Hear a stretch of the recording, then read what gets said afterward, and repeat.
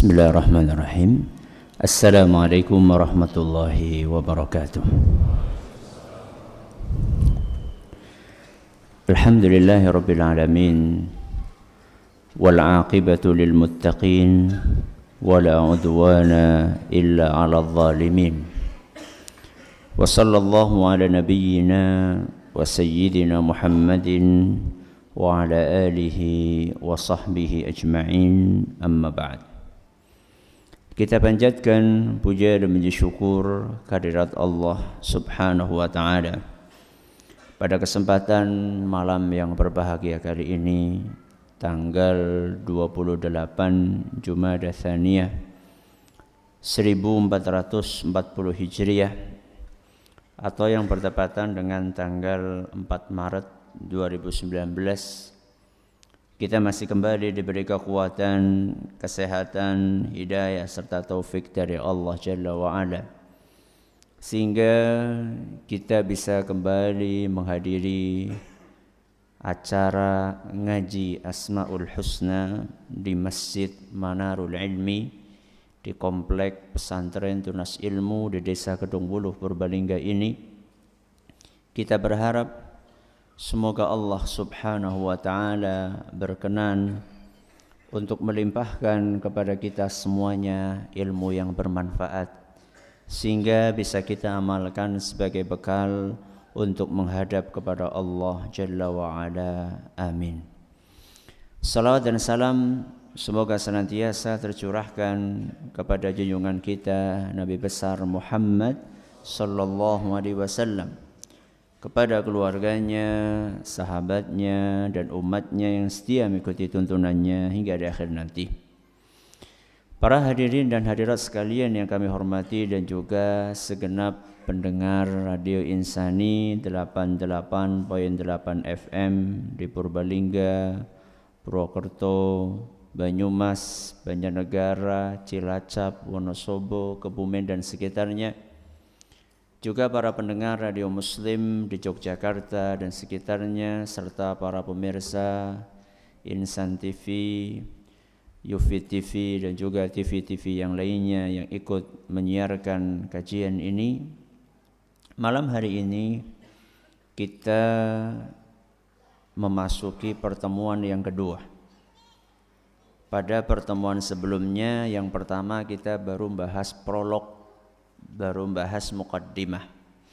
Adapun malam hari ini tema yang akan kita bahas adalah urgensi ngaji Asmaul Husna.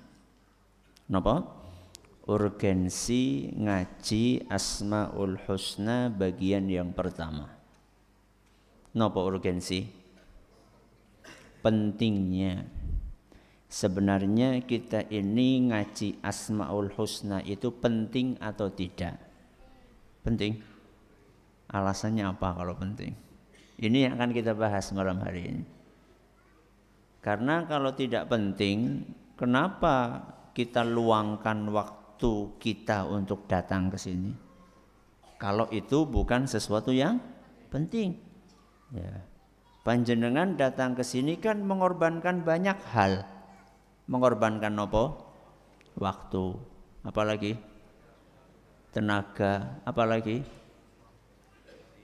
bensin, apa maning, solar, apalagi waktu istirahat jenengan. Kenapa kita luangkan waktu untuk datang ke sini kalau ini bukan sesuatu yang penting? Walaupun di zaman ini ada orang yang tidak bisa membedakan mana yang penting, mana yang tidak penting. Yang tidak penting dianggap penting, yang penting dianggap tidak penting. Contoh, orang penting dianggap penting, apa? Nonton bal-balan.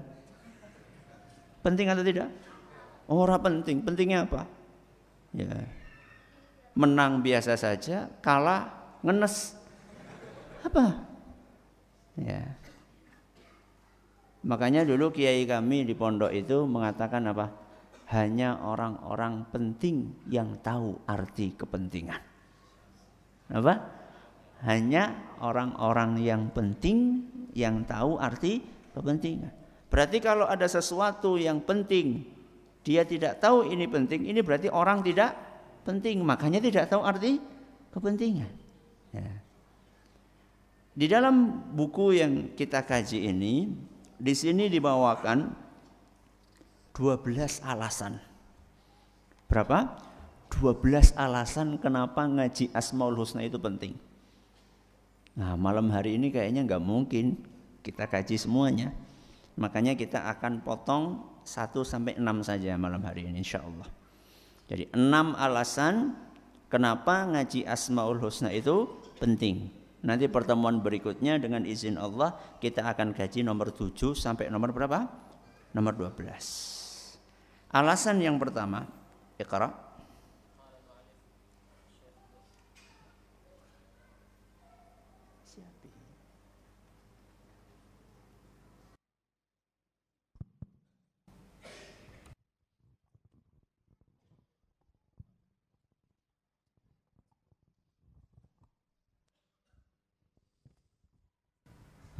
قال المؤلف الشيخ عبد العزيز بن ناصر الجليل حفظه الله تعالى: أهمية التعرف على الأسماء الحسنى. أولا، إن أشرف غاية المسلم ومنتهى طلبه أن يفوز برضوان الله تعالى وجنته، وأن يتنعم بالنظر إلى وجه الله ذي الجلال والإكرام في الدار الآخرة. ولكن هذه الغاية لن تتحقق إلا بتوفيق الله عز وجل لعبده للإيمان به وحده وطاعاته واجتناب معاصيه. وهذا الإيمان والعمل الصالح لن يتحقق للعبد القيام بهما إلا بالعلم، لأن العلم قبل القول والعمل. قال تعالى: إنما يخشى الله من عباده العلماء إن الله عزيز غفور. ولما كان شرف كل علم بحسب ما يتعلق به هذا العلم، كان أشرف العلوم وأجلها العلم الذي يتعلق بالله عز وجل وبمعرفة أسمائه الحسنى وصفاته العلى، وبقدر معرفة العبد بأسماء الله عز وجل وصفاته يكون حظه من العبودية لربه والأنس به ومحبته وإجلاله وتعظيمه. Ini adalah poin yang pertama. Apa urgensi belajar Asmaul Husna? Yang pertama, ini adalah ilmu yang paling penting. Ini poin yang pertama. Alasannya kenapa? Karena ini adalah ilmu yang paling penting. Ilmu di muka bumi ini banyak. Dan dari sekian banyak ilmu itu ada yang penting dan ada yang tidak penting. Dan ilmu yang penting-penting itu pun juga berlevel-level. Ada yang penting banget, ada yang biasa-biasa saja pentingnya. Nah, ilmu tentang Asmaul Husna inilah ilmu yang paling penting. Kenapa demikian? Karena cita-cita kita semua adalah pengen masuk surga. Ingin mendapatkan ridho dari Allah Subhanahu wa ta'ala. Dan seorang tidak akan mungkin sampai kepada cita-cita itu kecuali dengan iman dan amal saleh. Saya ulangi. Cita-cita kita semuanya masuk surga, dapat ridho Allah. Tidak akan mungkin kita bisa mencapai surga dan ridho Allah tersebut kalau kita tidak memiliki iman dan amal soleh. Dan iman serta amal soleh ini tidak akan mungkin bisa kita tunaikan kecuali kalau kita punya ilmu. Dan ilmu yang paling penting adalah ilmu tentang Allah Subhanahu wa ta'ala. Kita ulangi. Cita-cita kita semuanya adalah pengen masuk surga, mendapat ridho Allah. Dan itu tidak akan bisa kecuali dengan iman dan amal saleh. Iman dan amal saleh tidak akan bisa kita tunaikan kecuali kalau kita punya ilmu. Dan ilmu yang paling penting adalah ilmu tentang Allah Subhanahu wa ta'ala. Dari mana kita mengenal Allah? Dari Asmaul Husna. Sehingga belajar Asmaul Husna adalah ilmu yang paling penting. Sehingga kita harus prioritaskan waktu kita untuk mempelajari ilmu yang satu ini. Harus kita luangkan waktu kita untuk mempelajari ilmu yang satu ini. Sehingga banyak di antara ulama kita, mereka menghabiskan waktunya untuk belajar ini. Dan nanti kita akan jelaskan bahwa mempelajari Asmaul Husna ini akan mendatangkan ketenangan batin, membersihkan kotoran-kotoran yang ada di dalam hati dan seterusnya. Maka ini alasan yang pertama. Apa alasan yang pertama? Ini adalah ilmu yang paling penting. Makanya Allah Subhanahu wa taala berfirman, "Innama yakhsyallaha min ibadihil ulama." Yang takut kepada Allah itu hanyalah para ulama. Para ulama yang faham tentang Allah, itulah yang akan takut kepada Allah. Sehingga pengetahuan seorang hamba tentang Allah akan menghasilkan perasaan takut, perasaan cinta, perasaan rendah di hadapan Allah, mengagungkan Allah Azza wa Jalla. Dan ketika orang sudah mengagungkan Allah, sudah merasa rendah di hadapan Allah, tumbuh rasa cinta kepada Allah, takut kepada Allah, maka ini akan memotivasi dia untuk mau beriman kepada Allah dan beramal saleh. Kadang-kadang kan sering kita merasa, kenapa kok rasanya abot banget menjalankan ibadah sholat misalnya. Kenapa? Karena kita tidak kenal Allah Subhanahu wa ta'ala. Kalau kita kenal Allah Subhanahu wa ta'ala, akan muncul perasaan cinta di dalam hati kita kepada Allah. Kalau kita sudah cinta kepada Allah, apapun yang diminta oleh Allah akan terasa ringan. Saya kasih ilustrasi sama jenengan. Ketika jenengan sayang sekali sama istri jenengan, istri jenengan minta apa-apa, dituruti? Dituruti. Ya. Atau sebelum nikah lah. Wah, aku orang nikah karo kae wis paling cocok pokoknya. Walaupun jenengan tinggalnya di Papua, calon istri jenengan tinggalnya di Sabang. Jenengan di Merauke, istrinya di mana? Sabang. Akan terasa ringan untuk melakukan perjalanan dari Merauke ke Sabang. Ya. Karena dorongan apa tadi? Cinta. Kenapa berat sekali jalan ke masjid? Padahal jarak antara rumah ke masjid cuma dari Sabang sama Merauke. Dari satu RT ke RT yang lain. Bahkan kadang-kadang ada yang rumahnya di samping masjid. Rasanya berat sekali untuk pergi ke masjid. Kenapa? Karena nggak kenal Allah. Nggak kenal Allah sehingga nggak cinta sama Allah. Karena nggak cinta sama Allah, akhirnya menjalankan apa yang diperintahkan oleh Allah berat. Berbeda dengan orang yang kenal Allah, dia akan cinta kepada Allah sehingga apapun yang diperintahkan oleh Allah akan terasa ringan untuk dijalankan dan akan menikmati ketika menjalankannya. Ini alasan yang pertama. Apa tadi?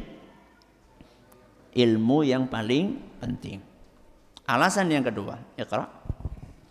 ثانيا العلم بأسماء الله عز وجل وصفاته أصل العلوم وأساس الإيمان وأول الواجبات فإذا عرف الناس ربهم عبدوه. يقول قوام السنة الأصبهاني رحمه الله تعالى قال بعض العلماء أول فرض فرضه الله على خلقه معرفته فإذا عرفه الناس عبدوه. قال الله تعالى فاعلم أنه لا إله إلا الله. فينبغي للمسلمين أن يعرفوا أسماء الله عز وجل وتفسيرها فيعظم الله حق عظمته. ولو أراد رجل أن يعامل رجلا فإنه سيطلب منه أن يعرف اسمه وكنيته أن يعرف اسمه وكنيته واسم أبيه وجده ويسأل عن صغير أمره وكبيره. فالله الذي خلقنا ورزقنا ونحن نرجو رحمته ونخاف من سخطه أولى أن نعرف أسماءه ونعرف تفسيرها. Poin yang kedua adalah belajar Asmaul Husna merupakan kewajiban pertama. Apa? Belajar Asmaul Husna merupakan kewajiban pertama. Kita tahu di dalam agama kita yang namanya perintah itu ada yang wajib, ada yang apa? Yang sunnah. Sebagaimana larangan ada yang haram, ada yang makruh. Contoh perintah yang wajib apa? Ngaji Asmaul Husna. Sekelalen. Apa lagi? Salat 5 waktu. Apa lagi? Puasa Ramadan. Itu perintah-perintah yang wajib. Yang sunnah apa? Puasa sunnah. Apa mending? Salat sunnah. Gampang banget. Ya contohnya apa? Ya puasa sunnah apa contohnya?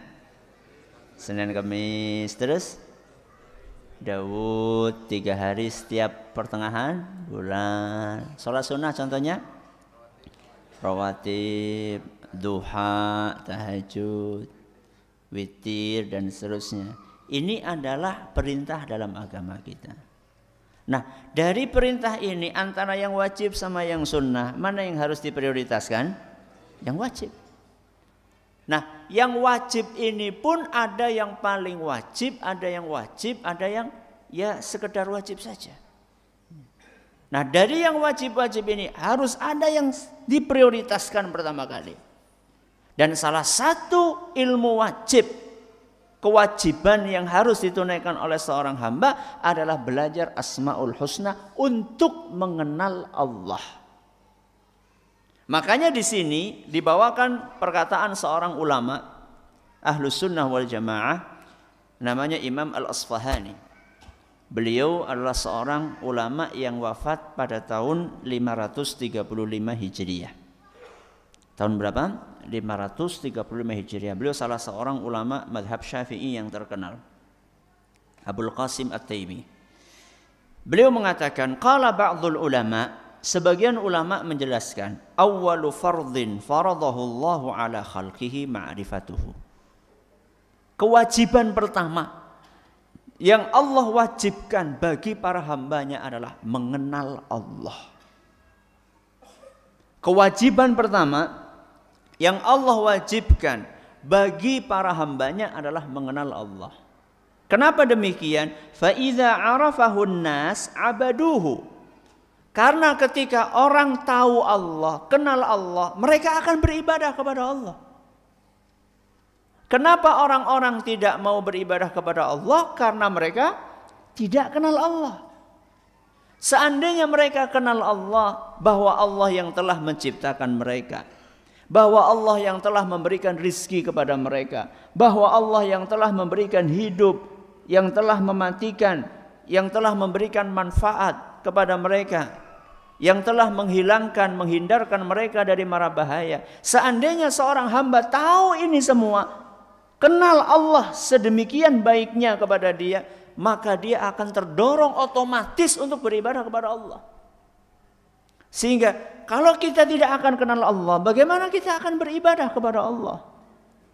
Makanya Imam Qawamus Sunnah Al-Asfahani rahimahullah, beliau menjelaskan bahwa kewajiban yang pertama yang Allah wajibkan bagi hambanya adalah mengenal Allah. Karena dengan mengenal Allah, dia akan beribadah dengan baik kepada Allah subhanahu wa ta'ala.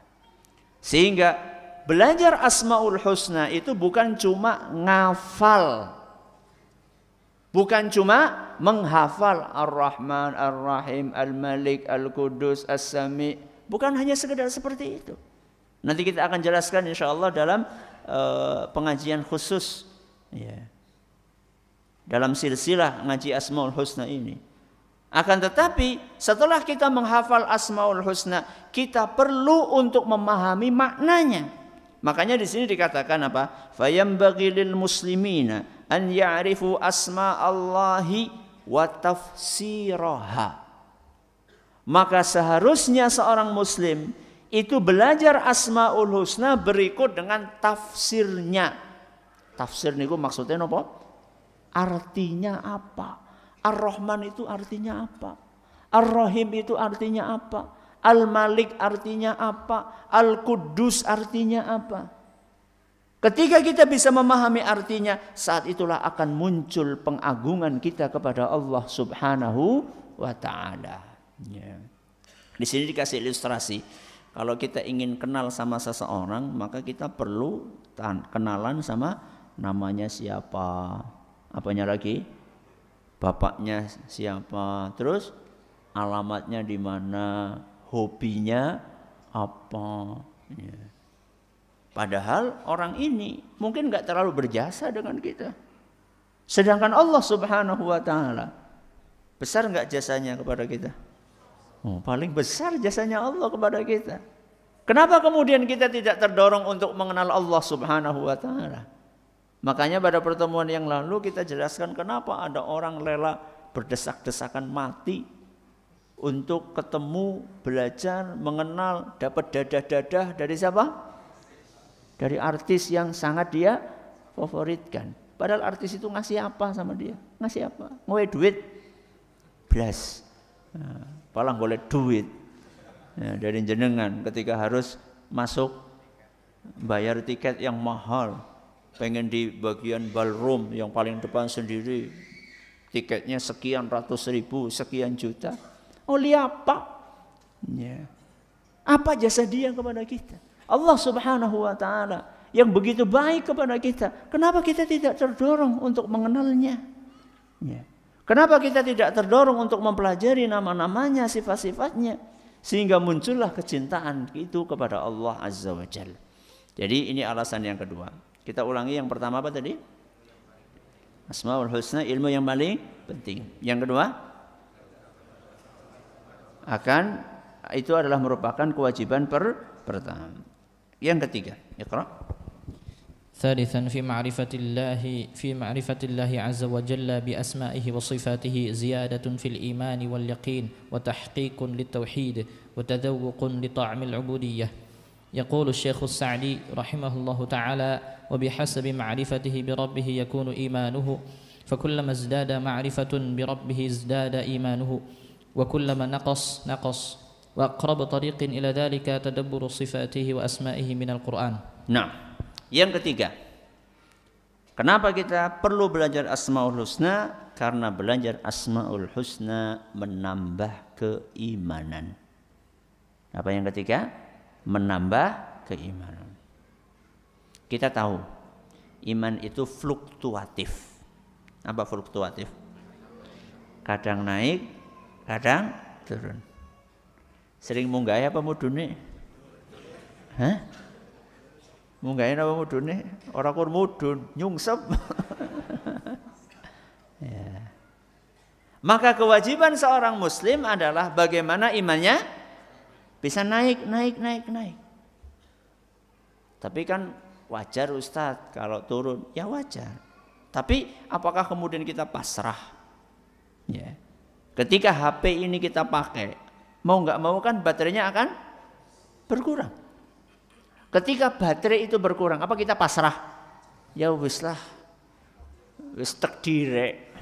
Apa seperti itu? Tidak. Pastikan kita berusaha supaya supaya HP ini baterainya bisa penuh lagi. Bagaimana yang dilakukan? Ngecas. Iman kira-kira seperti itulah. Iman itu perlu untuk dicas supaya ketika berkurang level keimanannya, maka bisa naik lagi. Dan cara ngecas keimanan yang dikatakan oleh Syekh As-Sa'di di sini, yang paling dekat jalannya, yang paling mudah kata beliau, wa aqrabu thariqin ila dzalik, jalan terdekat untuk menambah keimanan kita kepada Allah adalah tadabburu sifatihi wa asma'ihi minal Qur'an. Adalah mentadabburi sifat-sifat dan nama-nama Allah yang ada dalam Al-Quran. Maka wajib bagi kita semuanya, seorang muslim, untuk mentadaburi Asmaul Husna, untuk merenungi isi dari kandungan yang ada dalam Asmaul Husna. Semakin kita belajar Asmaul Husna, akan semakin kita mencintai Allah Subhanahu wa taala, sehingga keimanan kita akan semakin naik. Seandainya kita tahu makna dari Ar-Rahman, makna dari Ar-Rahim, Allah itu Maha Pengasih, Allah itu Maha Penyayang, dengan izin Allah Subhanahu wa taala, keimanan kita kepada Allah akan semakin naik dan terus naik. Makanya orang yang imannya paling tinggi siapa? Rasulullah SAW. Kenapa Rasulullah SAW imannya paling tinggi? Karena beliau manusia yang paling kenal Allah. Saat kita mengenal Allah, iman kita ngedrop, bisa kita naikkan lagi. Contoh, siapa di antara kita yang pernah, siapa di antara kita yang suci dari dosa? Angkat tangan. Nggak ada. Pada karena ya. Kita semua pernah melakukan perbuatan dosa. Bagaimana caranya supaya kita bisa menaikkan lagi keimanan kita? Renungi bahwa Allah itu Ghafur, bahwa Allah itu Rahim. Ghafur artinya Maha Pengampun. Rahim artinya Maha Penyayang. Ketika kita faham nama ini, dua nama ini, Ghafurun Rahim, Allah itu Maha Pengampun, Maha Penyayang. Sebesar apapun kesalahan dan dosa yang kita kerjakan, Allah akan berkenan untuk mengampuni. Bukan hanya mengampuni, bahkan menyayangi. Setelah kita minta ampun kepada Allah Subhanahu wa taala, tidak cukup Allah hanya memaafkan kesalahan-kesalahan kita, Allah juga akan menyayangi kita. Dan ini sulit kita temukan dalam manusia. Seorang pembantu berbuat salah sama majikannya. Setelah berbuat salah minta maaf, kira-kira pembantu ini semakin disayang apa mandan kepriwe? Nah, mandan jengkel. Nyun ngapura lah. Ya wis ngapura, nganah-nganah. Nganah-nganah itu kan merupakan apa namanya? Ungkapan ya kepriwe maning gitu. Jadi seakan-akan memberi maaf tapi tidak tulus. Allah Subhanahu wa taala bukan hanya memaafkan. Allah Subhanahu wa taala Ghafur dan Rahim dalam waktu yang sama. Allah memaafkan kita dan menyayangi kita. Makanya ada sebuah hadis yang menggambarkan kepada kita bagaimana Allah Subhanahu wa taala sangat bahagia ketika ada hambanya yang mau bertobat. Nabi SAW kasih ilustrasi dengan seorang yang sedang melakukan perjalanan di padang pasir. Dalam perjalanan itu dia naik onta dan seluruh bekalnya ada di atas ontanya. Karena capek di tengah padang pasir, dia istirahat di bawah sebuah pohon. Saking lelapnya dia tertidur, dia tidak tahu apa yang terjadi saat dia tidur. Saking apanya? Saking lelapnya. Begitu dia bangun, ontanya hilang. Padahal di situ seluruh bekal dia, makannya, minumnya, pakaiannya, seluruh bekalnya ada di situ. Keliling dia cari di padang pasir, tidak ketemu. Akhirnya dia pasrah, nunggu mati. Gak ada air, gak ada makan. Ya. Antara hidup dan mati sudah dia tiduran di situ nunggu kapan malaikat teka. Sudah haus, sudah terbakar sudah tenggorokannya. Karena saking capeknya orang teka-teka malaikatnya, tertidur dia. Ya. Saking apanya? Saking capeknya nunggu. Begitu ngelilir dia, ana ontane. Datang sendiri, dia cari-cari kemana-mana, nggak ada. Begitu dia bangun tidur lagi, dia sudah pasrah. Tahu-tahu datang ontanya. Kayak ngapa senengnya jajan. Sampai ke ubun-ubun bahagianya. Apa kata Allah? Apa kata Nabi SAW? Lallahu asyaddu farahan bitaubati abdihi. Sungguh Allah Subhanahu wa ta'ala lebih bahagia dengan taubat hambanya dibandingkan kebahagiaan orang ini yang menemukan kembali onta yang di atasnya ada bekal perjalanan dia. Saya tanya, Allah bahagia dengan taubat kita, apa karena Allah butuh dengan kita? Wallahi demi Allah, Allah enggak butuh. Demi Allah, Allah enggak butuh dengan kita. Seandainya kita berbuat maksiat, kemudian kita terus berbuat maksiat dan tidak tobat-tobat nganti mati, Allah rugi? Demi Allah, Allah tidak rugi. Maksiatnya kita kepada Allah, pembangkangan kita kepada Allah sama sekali tidak merugikan Allah Subhanahu wa taala.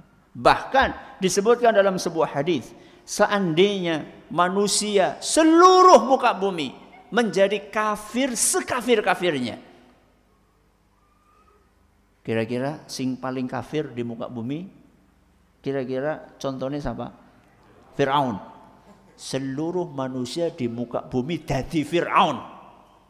Ya, Fir'aun 1, Fir'aun 2, Fir'aun 3, Fir'aun 4. Semuanya jadi Fir'aun.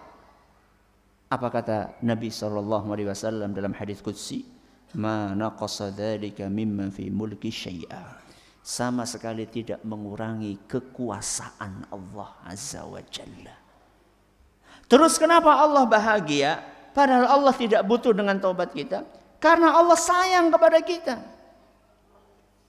Maka ketika kita memahami ini, bahwa Allah ini Ghafur Rahim, walaupun kita melakukan perbuatan maksiat, karena kita faham Allah Ghafur Rahim, maka iman yang sudah turun itu bisa nambah lagi. Makanya poin yang ketiga, belajar Asmaul Husna itu akan menambah keimanan. Sehingga kita tidak terombang-ambing di dalam rendahnya iman, di dalam dropnya iman.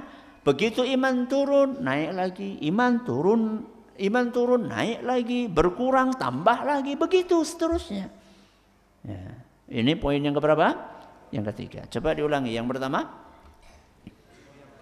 ilmu yang paling penting. Yang kedua, kewajiban pertama. Yang ketiga adalah menambah keimanan. Yang keempat, iqra. رابعا العالم بالله تعالى حقيقة يستدل بما علم من صفاته وأفعاله على ما يفعله وعلى ما يشرعه من الأحكام لأنه لا يفعل إلا ما هو مقتضى أسمائه وصفاته وأفعاله دائرة بين العدل والفضل والحكمة. Yang keempat, semakin mengenal syariat Allah. Apa yang keempat? Semakin mengenal syariat Allah. Apa hubungannya Ustadz antara Asmaul Husna dengan mengenal syariat Allah? Syariat yang Allah tetapkan itu bersumber dari sifat-sifat yang ada dalam diri Allah.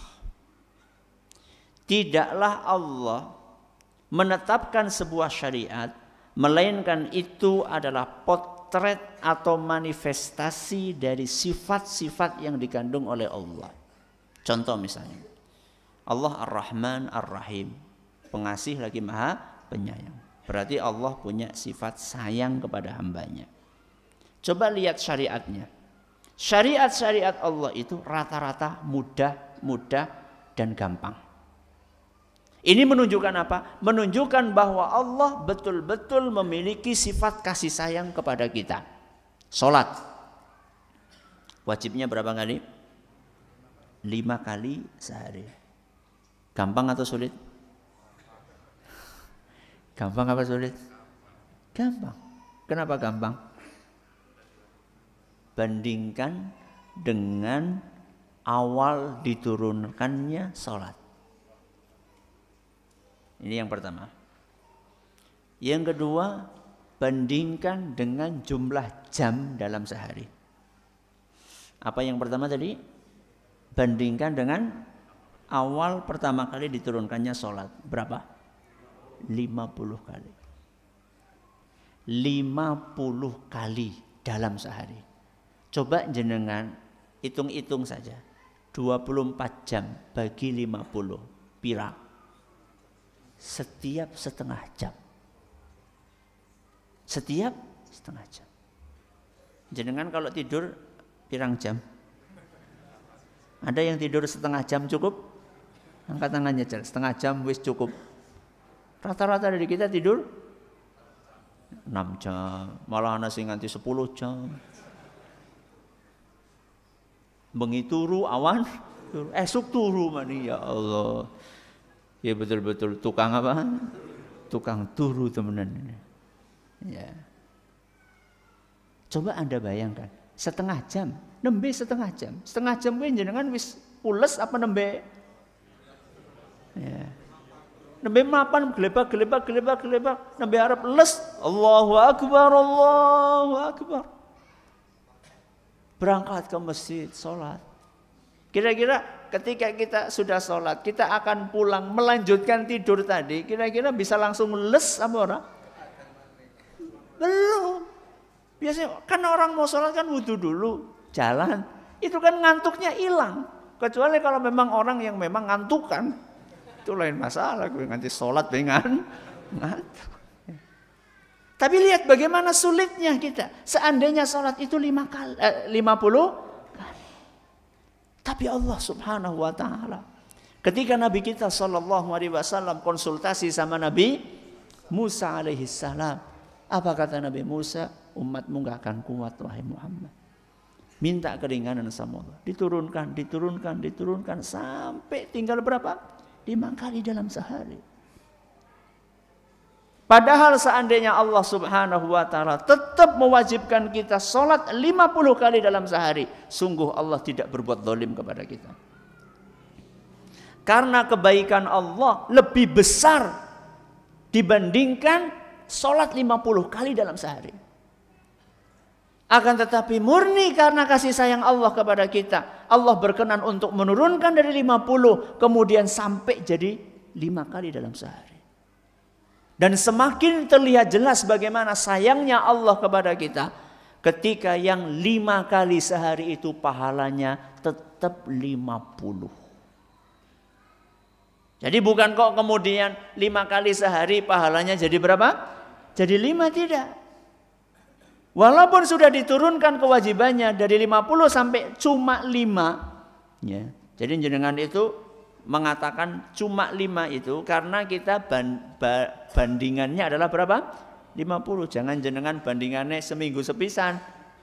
Ya, ini 5 ping 5. Seminggu berarti 5 ping 7 pira 35. Kasih penak kae seminggu sepisan. Jenengan jangan bandingannya ke sana, tapi bandingannya kepada aslinya. Sholat sehari berapa? 50 kali. Bandingkan 5 sama 50. Diturunkan sama Allah kewajibannya cuma 5, tapi pahalanya tetap 50. Karena Nabi kita SAW menjelaskan wal hasanatu bi asyri amthaliha. Satu amalan pahalanya 10. Berarti kalau 5 amalan pahalanya 50.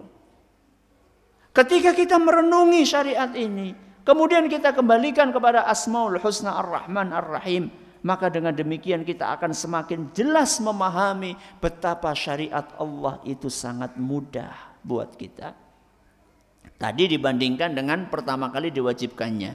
Terus coba dibandingkan dengan apa tadi? Jumlah jam dalam sehari.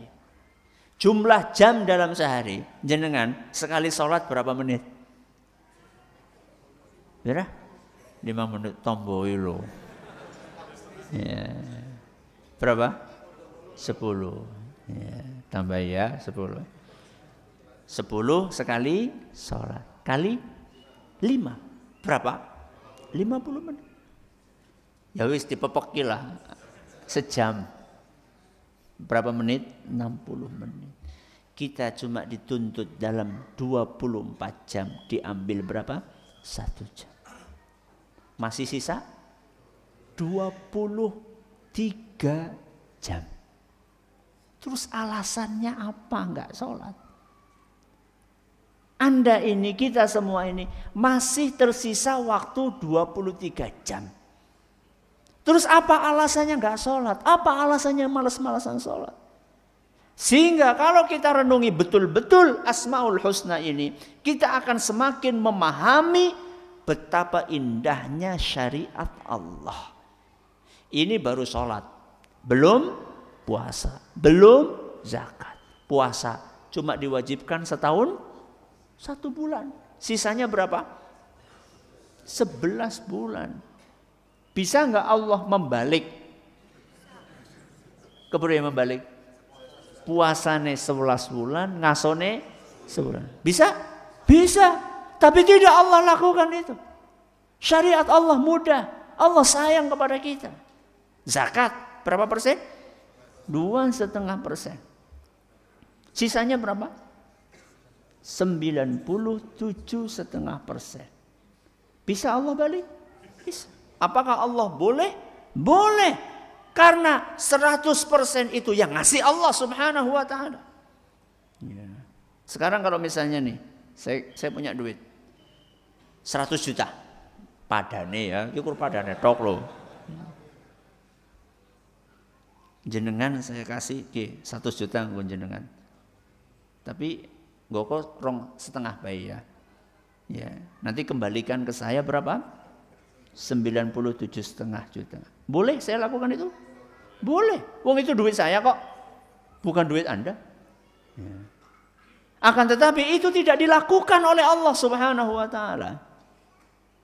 Itu tidak Allah lakukan kepada kita. Allah cuma wajibkan kita dari harta yang kita miliki cuma 2,5%. Ya. Ini adalah alasan yang keberapa? Yang keempat. Alasan yang kelima. Iqra. خامسا التلازم الوثيق بين صفات الله تعالى وما تقتضيه من العبادة الظاهرة والباطنة وفي ذلك يقول الإمام ابن القيم رحمه الله تعالى فعلم العبد بتفرد الرب تعالى بالضر والنفع والعطاء والمنع والخلق والرزق والإحياء والإماتة يثمر له عبودية التوكل عليه باطنا ولوازم التوكل وثمراته ظاهرا فرجعت العبودية كلها إلى مقتضى الأسماء والصفات. Yang kelima, dengan belajar Asmaul Husna kita akan termotivasi untuk beribadah lahir dan batin. Apa yang kelima? Termotivasi beribadah lahir dan batin. Jadi semangat golek ibadah lahir maupun batin. Jadi ibadah gue ana ibadah lahir, ana ibadah batin. Lahir gue maksudnya nopo? Keton. Itu ibadah lahir. Batin ora keton. Ada di dalam hati. Contoh ibadah lahir yang kelihatan apa? Salat. Apalagi salat 5 waktu, apalagi? Ya, haji. Kurban ya. Masa umpetan kurban kepriwe ya. Ini ibadah lahir. Ibadah batin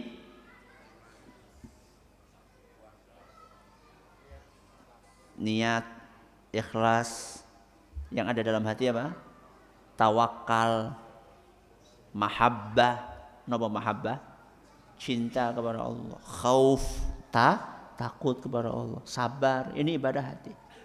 Orang yang memahami Asmaul Husna dia akan terdorong, akan semangat untuk menjalankan ibadah yang lahir maupun ibadah yang batin. Saya kasih contoh. Salah satu Asmaul Husna adalah Ar-Razzaq. Apa? Ar-Razzaq. Apa artinya Ar-Razzaq? Maha pemberi rezeki. Yang akan memberi kita rezeki dan rezeki seluruh makhluk yang ada di muka bumi ini sinten? Allah. Wa ma min dabbatin fil ardi illa 'ala Allahi rizquha. Tidak ada satu makhluk hidup pun di muka bumi ini melainkan sudah ditanggung rezekinya sama Allah. Begitu bayi lahir mak ceprot, itu sudah ditanggung rezekinya sama Allah. Bahkan sebelum dia lahir.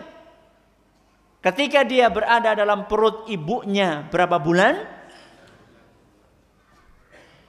Ketika dia ada dalam perut ibunya 4 bulan. Ya. Maka saat itu Allah mengirim malaikat untuk menulis beberapa poin. Salah satunya adalah jatah rizki dia. Jadi kenapa takut punya anak banyak? Karena padahal seluruh anak itu sudah ditanggung rizkinya sama Allah. Bukan setelah lahir, bahkan ketika masih ada di dalam perut ibunya. Ketika kita tahu Allah adalah Ar-Razzaq, Maha Pemberi rizki, maka pengetahuan kita tentang Ar-Razzaq ini akan menumbuhkan ibadah batin berupa tawakal. Apa ibadahnya? Tawakal. Tawakal itu artinya bergantung kepada Allah Subhanahu wa ta'ala. Orang yang merasa takut, yang merasa khawatir, yang merasa masa depan suram, ya. Anakku engkau dadi apa mangan apa, ya mangan sego sih, mangan apa? Itu perasaan-perasaan takut tersebut karena minimnya tawakal dia kepada Allah.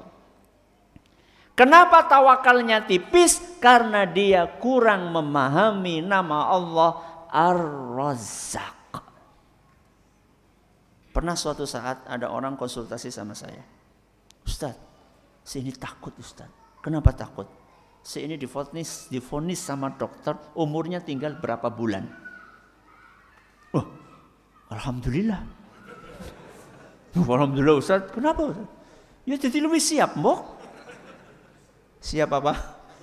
Siap mati. Beda dengan orang yang kayak kita ini yang belum divonis sama dokter. Ya. Kan suka lupa kita. Ya lalai, ya bebeh. Tapi nek wis ngerti ngesuk arep mati, wah semangat banget golek ibadah. Kayak gue apa ora? Apa malah tambah ngelokro? Bukan masalah itu Ustaz. Tapi saya mengkhawatirkan anak saya masih kecil. Istri saya, ibu saya, siapa nanti yang akan merawat mereka kalau saya nanti meninggal dunia?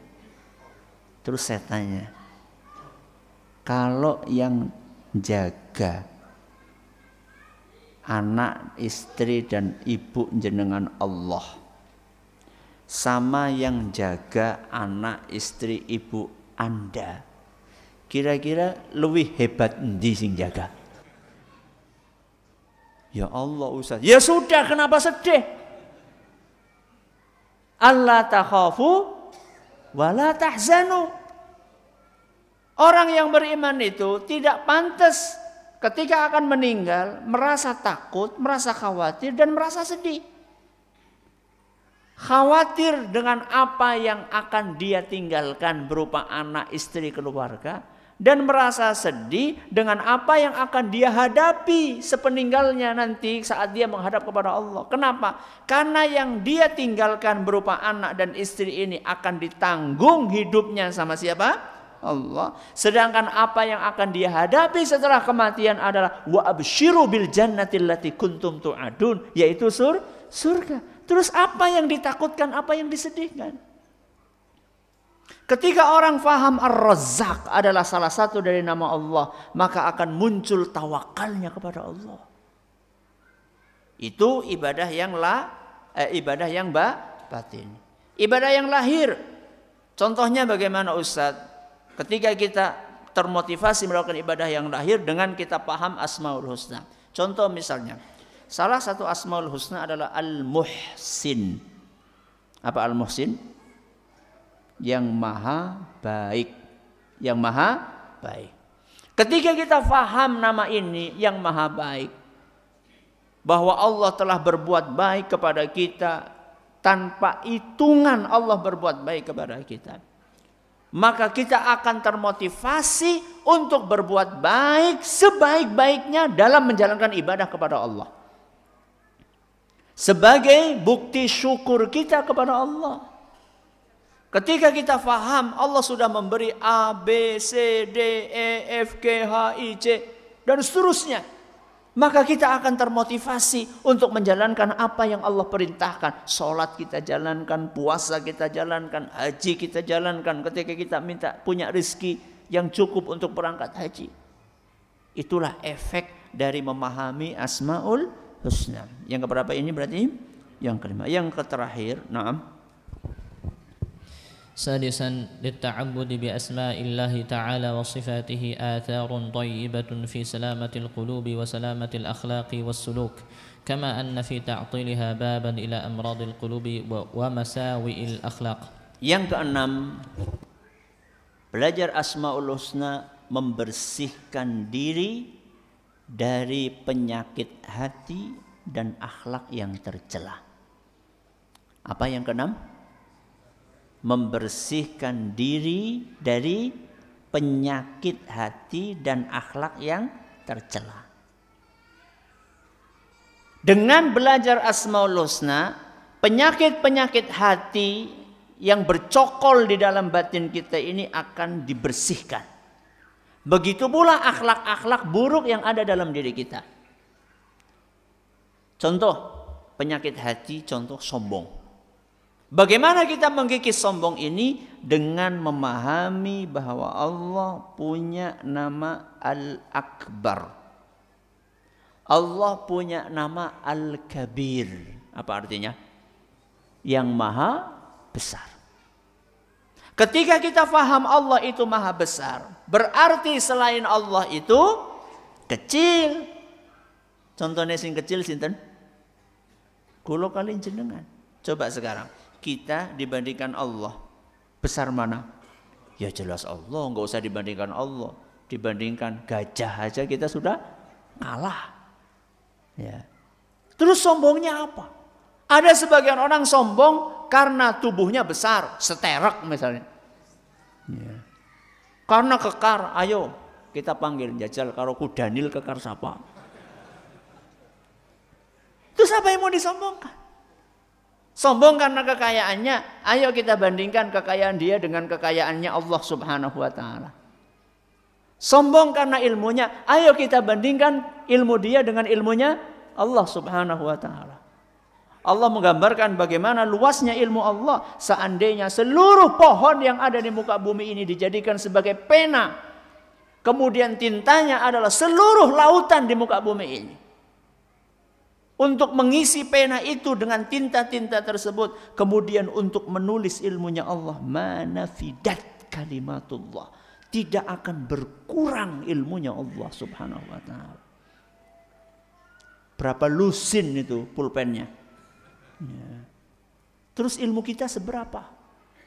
Jenengan punya ilmu, ayo sini. Yang katanya profesor sing budak-budak. Nah, kita sediakan pulpen selusin.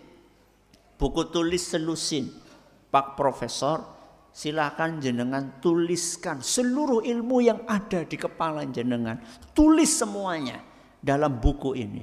Kira-kira berapa pulpen sing sat penane? Tintanya berapa? Mungkin baru berapa pulpen wis apa maning ya. Itu sombong apa?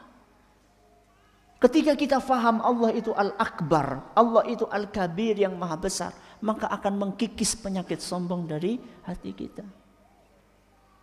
Begitu pula akhlak-akhlak yang tercela, pelit, ya. Ini akan terkikis dari hati kita ketika kita paham bahwa Allah itu Al-Jawad.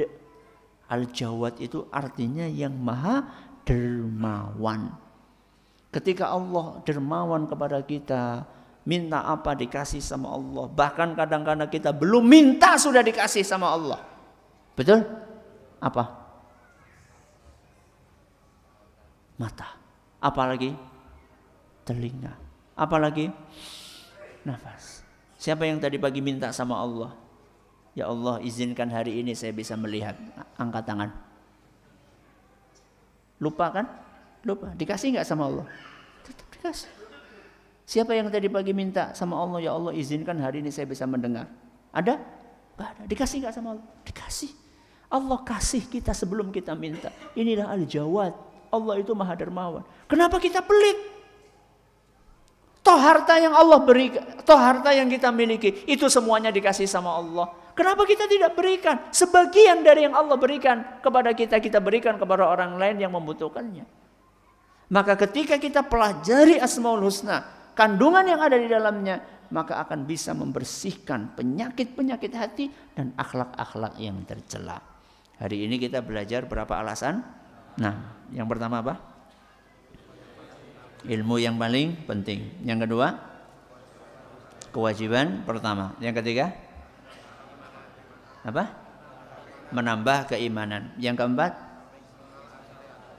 memahami syariat Allah. Yang kelima, memotivasi untuk beribadah lahir maupun batin. Yang keenam, membersihkan diri dari penyakit hati dan akhlak yang tercela.